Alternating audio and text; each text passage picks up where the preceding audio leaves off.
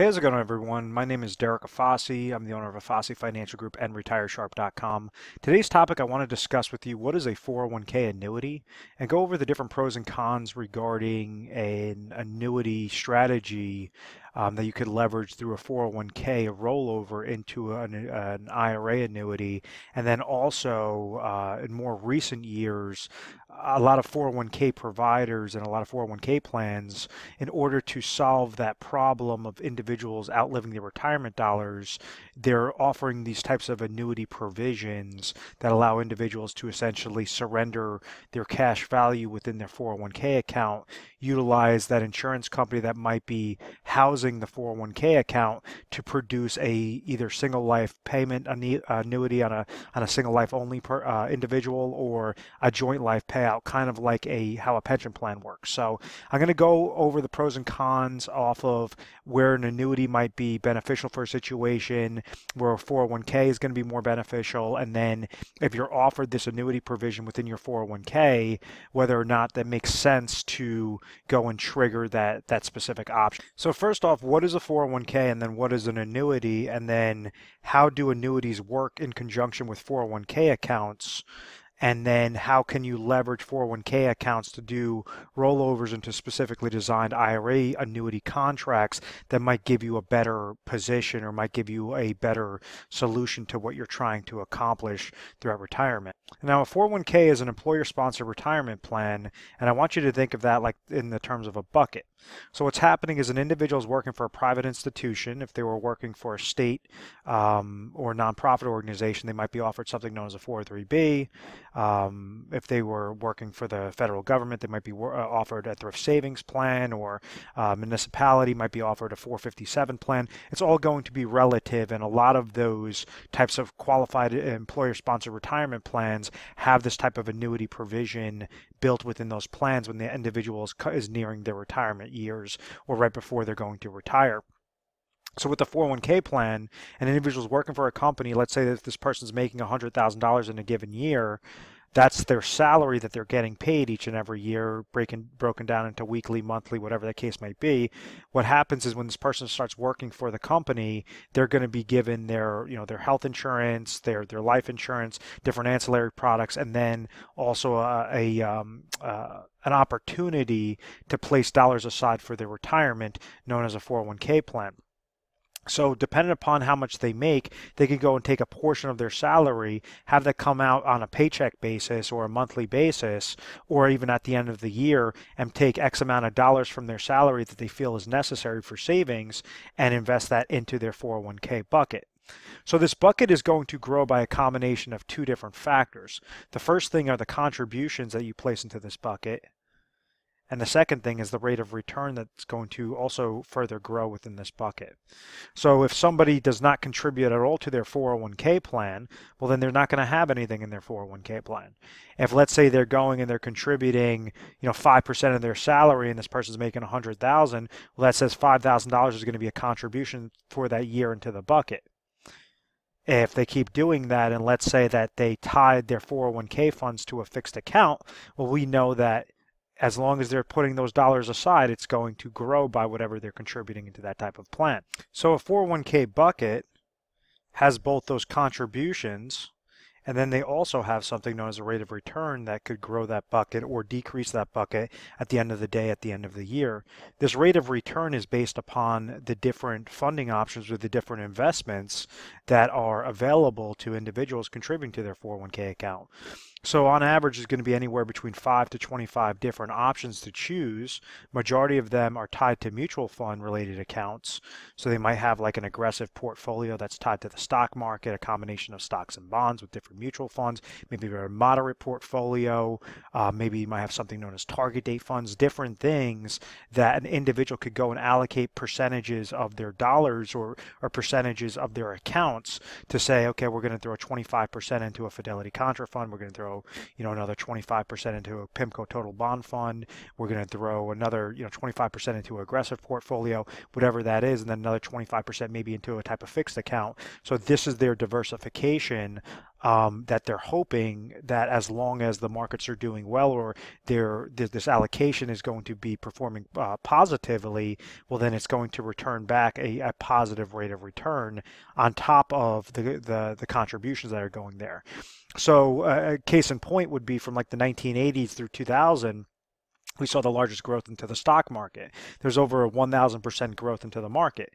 So individuals that were investing their dollars in their 401k accounts and they were investing those aggressively were able to at least capture a lot of those positive impacts that the stock market provided. So they were getting, they were obviously their accounts were growing by the contributions, and that rate of return was positive. So they had the power of compound interest working in a positive direction. Well, unfortunately, when you had the little hiccups in the market, the different bubbles bursting, the tech bubble bursting in 01, you had obviously the Great Recession over in 2008. This made investing very realistic, that not everything's guaranteed to go up, and individuals really have to segment a specific plan to prevent any sort of downward market disasters. What I mean by that is you had individuals that had $1 million in their 401k account walking into 08, and they walked out of 08 with 700,000. You had individuals that walked into 08 with 400 grand, walked out of 08 with $200,000. Very large losses that had a significant impact on when that individual was able to retire, and if they were already retired, had a very significant impact, because now they were pulling monies from that account, and that account dropped down, and they were still paying different 401k related fees. So instead of the compound interest working in a positive direction, that compound interest went against their accounts and liquidated their accounts very, very quickly. That's obviously a problem. So when you have annuity contracts, what exactly is an annuity contract, or what's a type of annuity account? An annuity is the opposite of life insurance, where life insurance protects an individual from dying too soon, protects the beneficiaries and the family of that individual dying too soon, paying out a lump sum to those beneficiaries. An annuity protects an individual from living too long. So they have subsequent payments that are getting paid out for however long that individual lives. Why is that important? It's important because, let's say if you had a bucket of money, if somebody had $100,000 in cash, and they decide, okay, I want to retire, I'm currently age 60, and I need to pull out $10,000 of income every single year to the day that I pass away. Well, if they pull out $10,000 and it was in a cash bucket, well, we understand that this person would outlive their money by age 70. They would have no more money left because they would have siphoned through this bucket $10,000, and therefore after that 10th year, there's nothing there left to pull from. So an annuity contract could be, you're basically leveraging an insurance company, you're leveraging their actuarial data, their mortality tables, to say, okay, I have $100,000, let me purchase an annuity contract, and this is just a hypothetical example, but let's say we have that same 60-year-old, and let's call him male, age 60, and they say I have $100,000, they go to an insurance company, and the insurance company might say, okay, we're going to pay you $10,000 to the day that you pass away. So what this says is if this person lives past that 10-year mark, for this really easy math, well, then every year that they live past that age 70, they're now dipping into the insurance company's pockets of pure profit of $10,000, $10,000, $10,000, because they would have surrendered $100,000 to the insurance company, and the insurance company would have given them a contractual agreement, a contractual guarantee that says, yes, we'll pay you $10,000 every single year until the day you die. So if this person passes away at age 90, he would have given a lump sum of $100,000 and received $300,000 back from the insurance company. That was obviously a good move for the individual. Let's say if this person went and started pulling out those monies, let's say he passed away after 2 years, well, they would have paid $10,000, $10,000, $20,000 would have been paid to that individual, and now $80,000 was left over to the insurance company, and now the insurance company made an $80,000 profit. So therefore, the insurance company would have won it in that scenario. If you understand that concept, those are the very basic components of how an annuity works.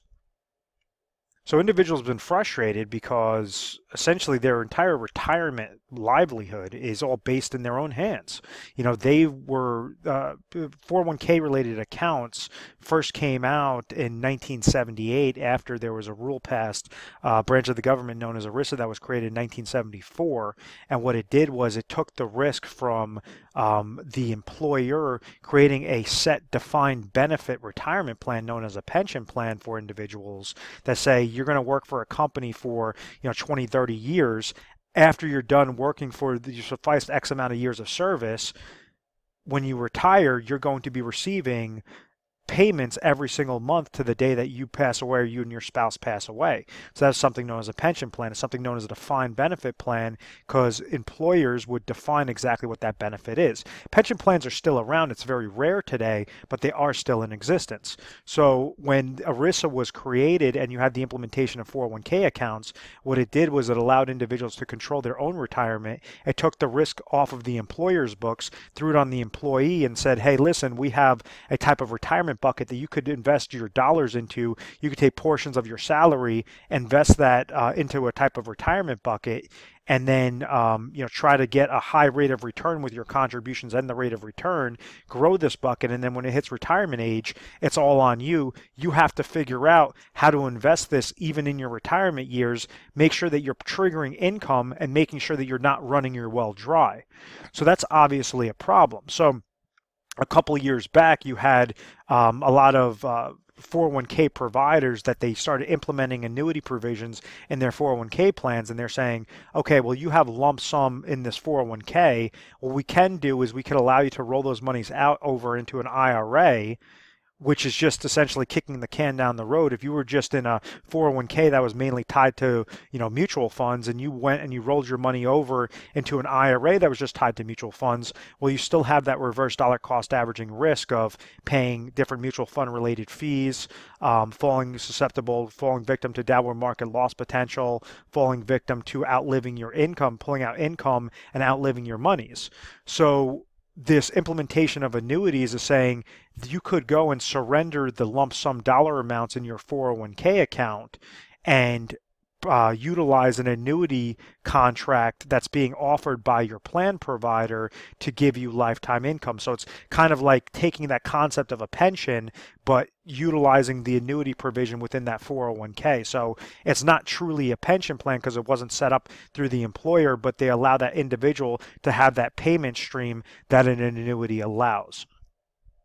Now that's important is because let's say if somebody has $500,000 in their 401k account and they're offered this annuity provision, maybe that company will provide them, $30,000 of income to the day that that person passes away. So it kind of acts like a type of personal pension plan. They surrendered that $500,000. They're receiving $30,000 every single year to the day that they pass away. Which sounds fine. Obviously, they're not going to outlive their retirement monies by utilizing that. The downside to it is what happens if they only live for a couple of years. Let's say they pass away after 2 years. Well, now that person's beneficiaries, they've accumulated those monies. They've taken on all the risk. They've tried all the different strategies to increase that rate of return. And right when it came time for retirement, they took that full $500,000, they surrendered it over to the insurance company, and that insurance company is now providing them $30,000. Let's say, God forbid, they live for those 2 years. They got $30,000 the first year, $30,000 the second year, and then they passed away. That means they would have only received back $60,000 off of providing $500,000 to the insurance company, and now this insurance company walks away with a $440,000 profit. So that's obviously the bad thing, and this is a lot of bad press about annuities, and this is what I think is justified because those are types of traditional annuities. They're known as immediate annuities or deferred income annuities, where you are annuitizing your money, meaning you're surrendering control to the insurance company. A really quick solution to this type of avenue, if you're offered an annuity through your 401k plan, please understand that that is only one offer. If you're in a typical state, you have over 1,200 contracts available, over 1,200 different annuity offers that you can utilize by leveraging an IRA annuity. So let's say in that example, if you went and you took the annuity offer through your 401k provider, they might provide you $30,000 of lifetime income. Or you could go through the top 3 offers in your particular state. Maybe option 1 or company A might give you for that same $500,000. If you went a 401k rollover into an IRA annuity, they might provide you $45,000. Maybe company B is going to provide you $42,000. Maybe company C is going to provide you $47,000. Something that is much larger of a benefit makes much more mathematical sense than being pigeonholed into the crappy annuity contract that is just through that one offer.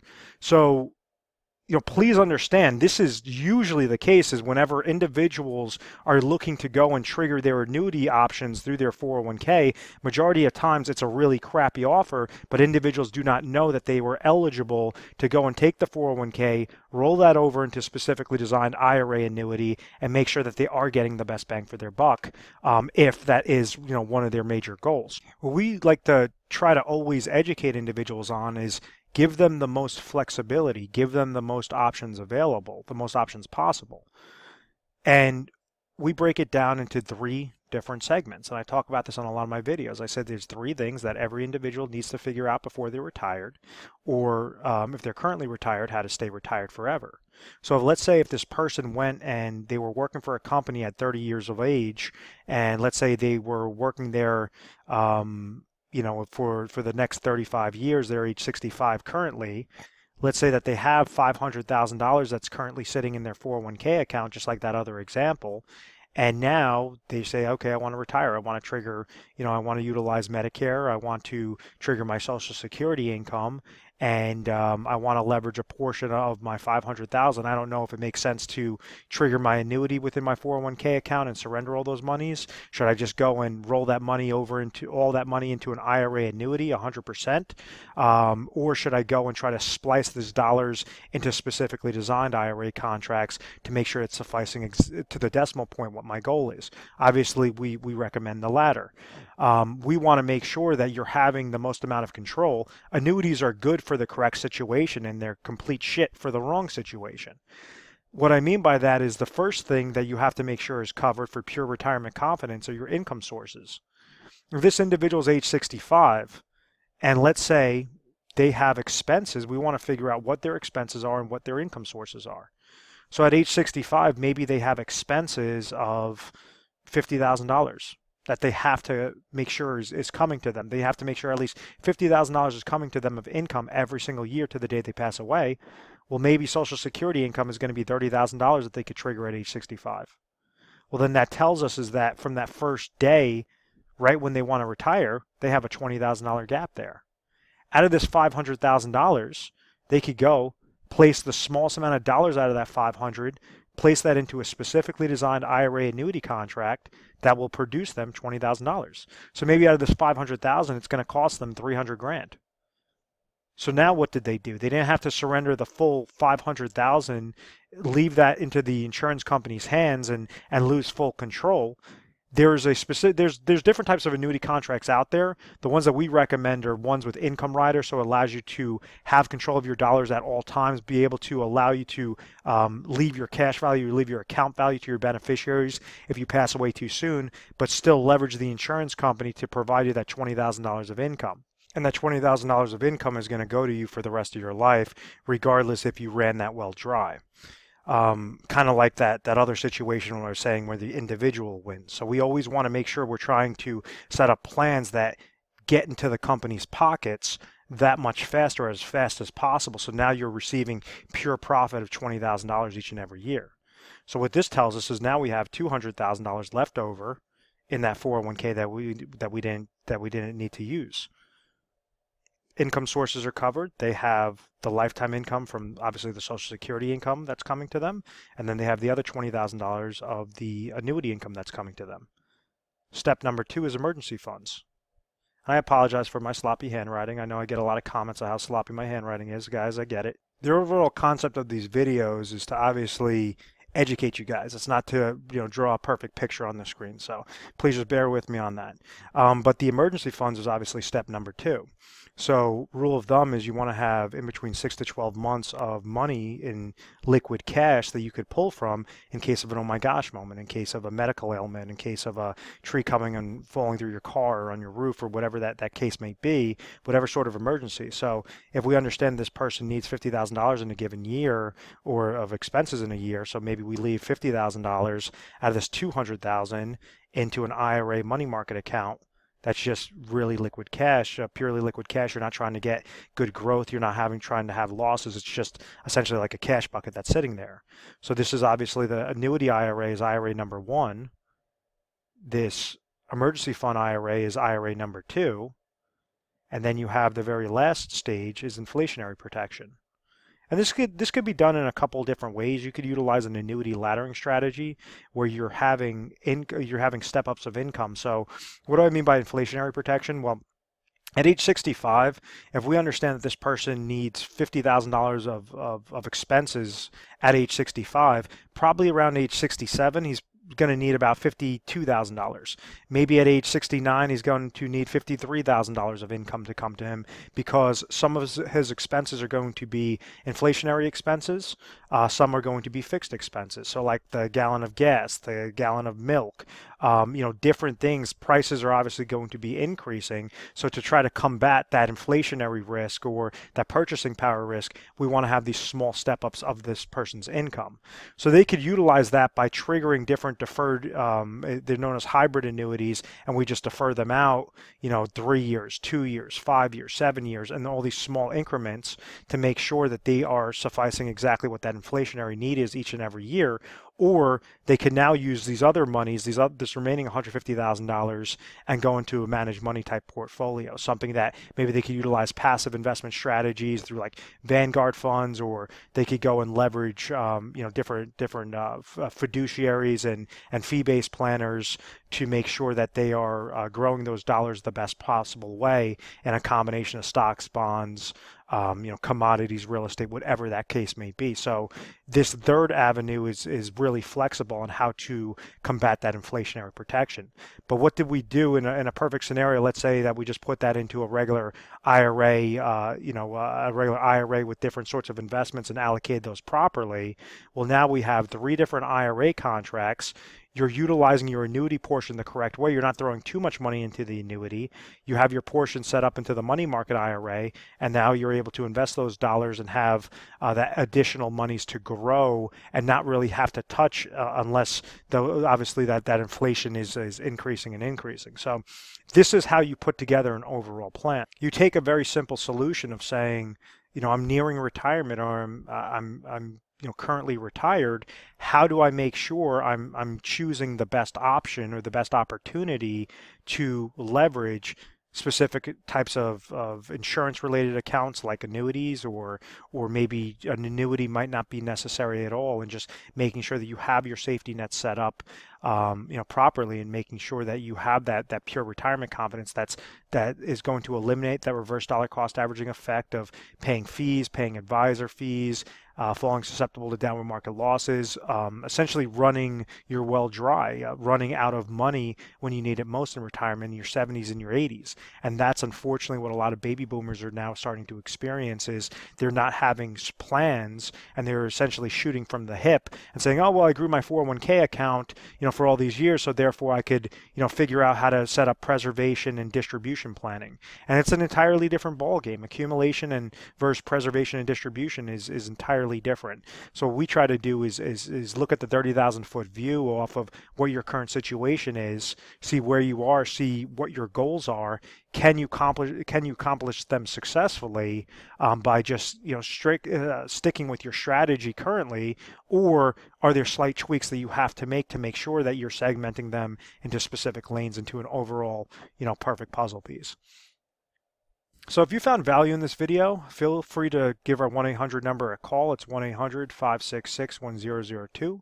We're available 24 hours a day, 7 days a week. And you essentially, when you call over to our assistants, you tell them that you saw a video online about a 401k annuity and you had some questions regarding your specific situation. And they're going to patch you over to a specialist.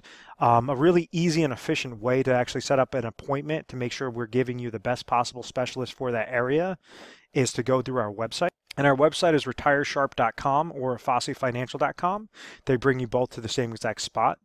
And what's going to happen is on the bottom right-hand side, you're going to see a little schedule your phone meeting is going to be able to pop up and allow you to book your strategy session directly with us. So you could see our appointment schedule, or you could set it up for a more convenient time, and then we'll make sure that somebody is available to take your phone call at that time and try to help you out best way possible. But after you're dealing with a specialist, they're going to ask you a slew of questions, try to figure out your situation, and then we try to educate first and foremost through literature pieces, personalized videos, just different virtual conversations, different things to make sure you're comfortable if we did find solutions, how to move forward so that you're as confident as possible.